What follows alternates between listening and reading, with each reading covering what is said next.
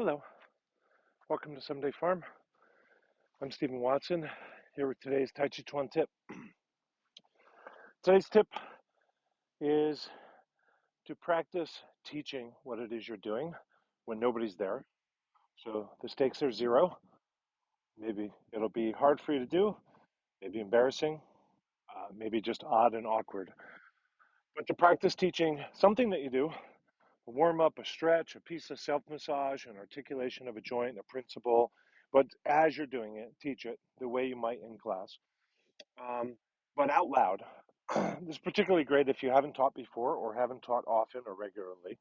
So, as you're doing the move, actually vocalize what you might be saying uh, to somebody. Now, you can imagine that's a beginner or somebody intermediate or somebody highly advanced, whatever works for you.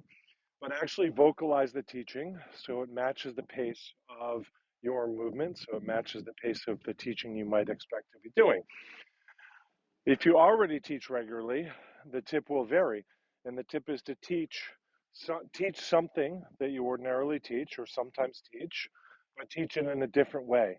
Start in a different place, make a different point, emphasize something other than you do, so it doesn't become a rote kind of recitation of the method by which you normally teach a given move.